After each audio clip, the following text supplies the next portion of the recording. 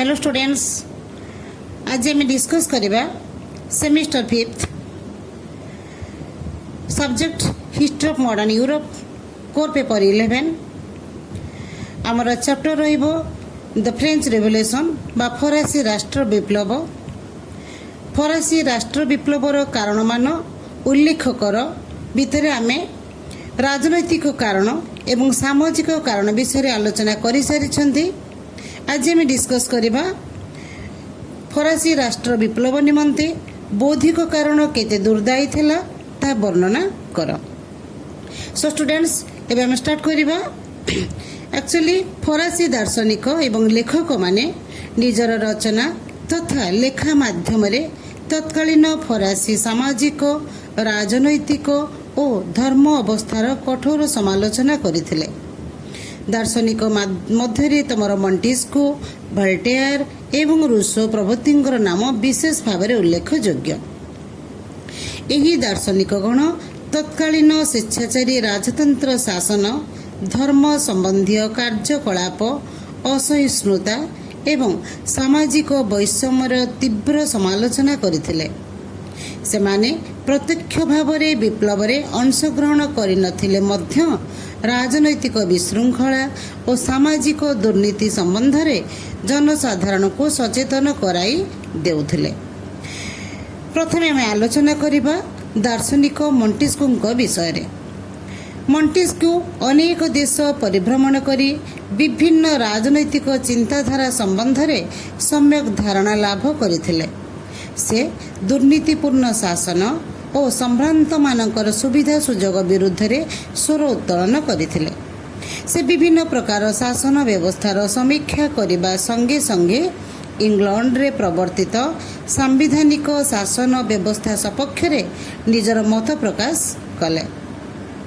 व्यक्तिगत स्वाधीनता सुरक्षित होइथिबारु से इंग्लैंड रो शासन पद्धति सर्वोत्कृष्ट बोली विवेचना कले।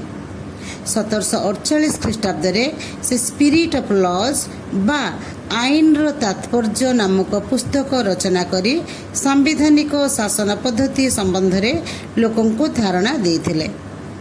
से कहिथिले जे कौनसी व्यक्ति हस्तरे समस्त क्षमता केंद्रीभूत न हेबा उचित, कारण यह द्वारा व्यक्तिविशेष स्वेच्छाचारी शासक परिणत होती। एणु से स्पष्ट भाव में कहिथिले जे आईन प्रणयन, शासनगत एवं विचार विभागीय क्षमता परस्पर ठारू पृथक हेबा विधेय। अर्थात से क्षमतार पृथकीकरण संबंध में फरासी लोकों को सचेतन कर देथिले।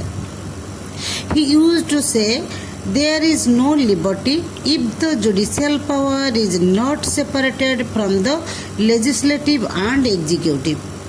से फ्रांस रे प्रचलित राजतंत्र शासन और आईन कानून रो तीव्र समालोचना करथिले। सो स्टूडेंट्स एबे आमे वोल्टेयर विषय आलोचना करिबा। वोल्टेयर एकाधार रे थिले जने प्रसिद्ध दार्शनिक, लेखक और ऐतिहासिक। से अनेक नाटक, प्रबंध और काव्य रचना करि जाइछन्ति। से निज रचित लेटर्स ऑन द इंग्लिश नामक पुस्तक रे तत्कालीन त्रुटिपूर्ण शासन पद्धति, सामाजिक और धर्म क्षेत्र में प्रचलित कुसंस्कार और अंधविश्वास संबंध में जनसाधारण को सचेतन कर देथिले। By describing a country where opinion was free and the government constitutional, where religious persecution was unknown and everyone was permitted to go to heaven in his own way, where the middle class was socially respectable as the nobility, where civil liberties are guaranteed and men of letters and science are honored, Voltaire pointed the obvious lessons and the absence of all those praiseworthy features from French life। Voltaire गिरजा एवं धर्मजाजक माननको मध्य कठोर समालोचना करथिले। Church प्रति तांकर विद्वेष भाव थिला एवं चर्च तथा धर्मजाजक मानकर प्राधान्य विरुद्ध रे से स्वर उत्तोलन करथिले। से विद्रूप करी चर्च को प्रिविलेज्ड नुइसांस भाव में वर्णना करथिले। वोल्टेयर तांको प्रकाशित प्रबंध essay on the manners and spirit of nation's ଏବଂ ଟ୍ରିଟିଜ୍ ଅନ୍ ଟଲେରାନ୍ସରେ ଚର୍ଚ୍ଚ ଓ ଧର୍ମଯାଜକମାନଙ୍କୁ କଠୋର ସମାଲୋଚନା କରିବା ସଙ୍ଗେ ସଙ୍ଗେ ଧର୍ମକ୍ଷେତ୍ରରେ ବ୍ୟକ୍ତିଗତ ସ୍ୱାଧୀନତା ଓ ଉଦାରତା ସପକ୍ଷରେ ମତବ୍ୟକ୍ତ କରିଥିଲେ।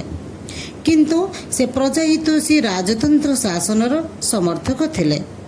ସେ ଧର୍ମକ୍ଷେତ୍ରରେ ଅସହିଷ୍ଣୁ ଭାବ ଓ ନିର୍ଯାତନାର ପ୍ରତିବାଦ କରିଥିଲେ। ଭଲ୍ଟେୟାରଙ୍କର ଈଶ୍ୱରଙ୍କ ଉପରେ ବିଶ୍ୱାସ ଥିଲେ ହେଁ ସେ କୌଣସି ଧର୍ମମତକୁ ଗ୍ରହଣ କରିନଥିଲେ। ଏବେ ଆମେ ପିଲାମାନେ ଆଲୋଚନା କରିବା ରୁଷୋଙ୍କ ସମ୍ବନ୍ଧରେ। ମଣ୍ଟେସ୍କ୍ୟୁ ଏବଂ ଭଲ୍ଟେୟାର ବ୍ୟକ୍ତିଗତ ସ୍ୱାଧୀନତା ବିଷୟକୁ କେନ୍ଦ୍ର କରି ବା ସଂସ୍କାର ଦାବି କରିଥିଲେ ବା ବ୍ୟକ୍ତିଗତ ସ୍ୱାଧୀନତାକୁ ଗୁରୁତ୍ୱ ଦେଇଥିଲେ। କିନ୍ତୁ ରୁଷୋ ତତ୍କାଳୀନ ସାମାଜିକ ଓ ରାଜନୈତିକ ବ୍ୟବସ୍ଥାର ସମ୍ପୂର୍ଣ୍ଣ ପରିବର୍ତ୍ତନ ପାଇଁ ମତ ପ୍ରକାଶ କରିଥିଲେ। ରୁଷୋଙ୍କର ଚିନ୍ତାଧାରା ଫରାସୀ ଲୋକମାନଙ୍କୁ ଗଭୀର ଭାବରେ ପ୍ରଭାବିତ କରିବା ସଙ୍ଗେ ସଙ୍ଗେ ବିପ୍ଳବ ପାଇଁ କ୍ଷେତ୍ର ପ୍ରସ୍ତୁତ କରିଥିଲେ।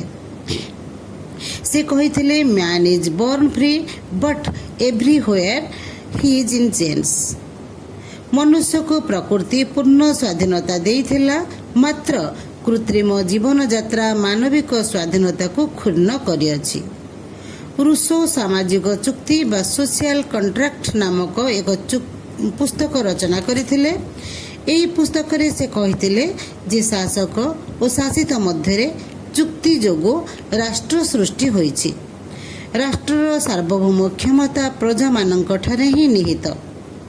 ଜନସାଧାରଣ ସାର୍ବଭୌମତ୍ୱ ଏବଂ ନାଗରିକଙ୍କର ରାଜନୈତିକ ସମାନତା ପାଇଁ ରୁଷୋ ବିଶେଷ ଆଗ୍ରହ ପ୍ରକାଶ କରିଥିଲେ। ସେ କହିଥିଲେ, main had certain natural rights and Liberties which were life, liberty and property, and that men no longer owed obedience to any government that failed to protect them and those rights and liberties. So ସାମ୍ୟ ମୁକ୍ତି ଏବଂ ମୈତ୍ରୀ ଏହି ତିନୋଟି ମହାନ ଚିନ୍ତାଧାରା ଦ୍ୱାରା ସେ ଲୋକମାନଙ୍କୁ ପ୍ରଭାବିତ କରିଥିଲେ। ଐତିହାସିକ ହେଜେନଙ୍କ ମତରେ ଏହି ଦାର୍ଶନିକ ଗଣ ପ୍ରକୃତରେ ବିପ୍ଳବ ସୃଷ୍ଟି କରିନଥିଲେ।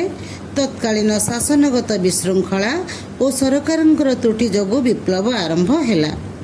ଦାର୍ଶନିକମାନେ ମଧ୍ୟ ପ୍ରତ୍ୟକ୍ଷ ଭାବରେ ବିପ୍ଳବରେ ଅଂଶଗ୍ରହଣ କରିନଥିଲେ, କିନ୍ତୁ ତତ୍କାଳୀନ ଶାସନ ପଦ୍ଧତି, ଧର୍ମ ଓ ସମାଜରେ ଥିବା ଅବ୍ୟବସ୍ଥା ତଥା ବିଶୃଙ୍ଖଳା ସମ୍ବନ୍ଧରେ ସେମାନେ ଜନସାଧାରଣଙ୍କୁ ସଚେତନ କରିଦେଇଥିଲେ।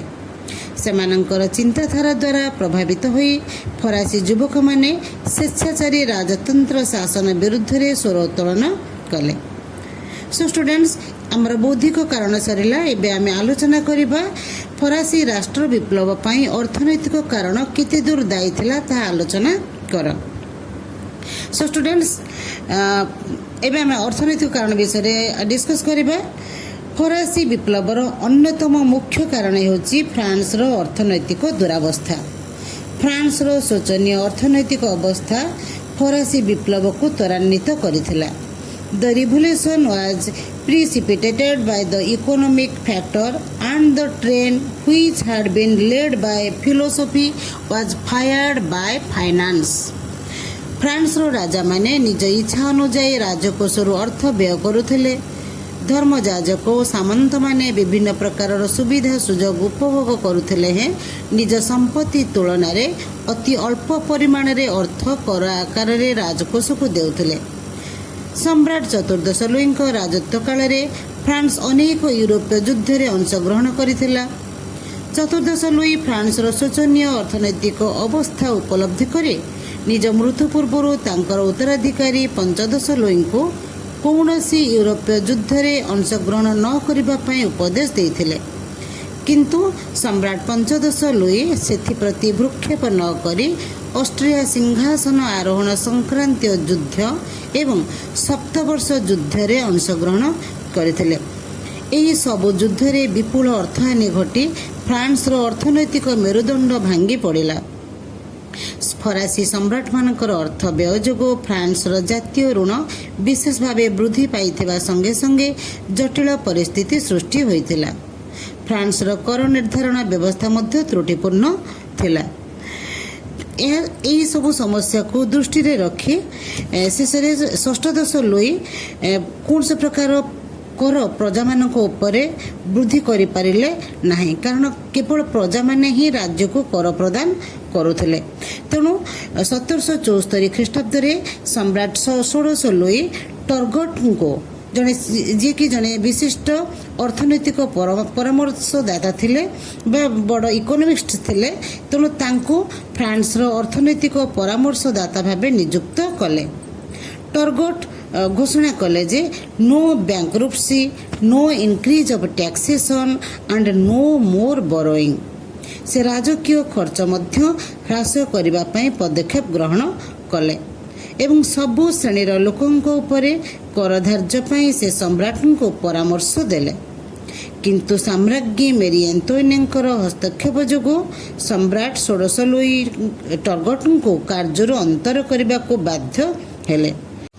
टर्गट परे नेकर को 1776 ख्रीष्टाब्द अर्थनैतिक परामर्शदाता भाव नियुक्त करागला।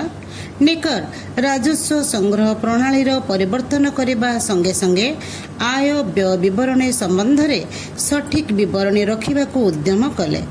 से समुदाय आय संबंधी एक रिपोर्ट प्रकाश करिबारु तांको मध्य बरखास्त करागला। सही समय पर्यंत राज्यर आय व्यय संबंध में जनसाधारण अभिज्ञ नथिले। नेकर परे केलन को 1783 ख्रीष्टाब्द नियुक्त करागला। केलन मध्य जने अर्थनीतिज्ञ थिले तेणु केलन राज्यर अभाव मेंटाइबा पई बाह्य देशरू करज करिबा पई राजा को परामर्श देले। परिशेष से मध्य सबु श्रेणीर लोक उपरे करधार्य पई सम्राट को परामर्श देले। एही कारणरू सुविधाभोगी श्रेणीर लोके तांको नीतिर दृढ़ प्रतिवाद कले एवं तांको मध्य कार्य बरखास्त करागला।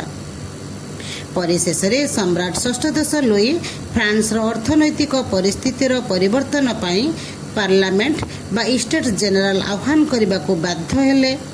1789 ख्रीष्टाब्द मे मास 5 तारिख रे स्टेट जेनराल अधिवेशन आरंभ हैला।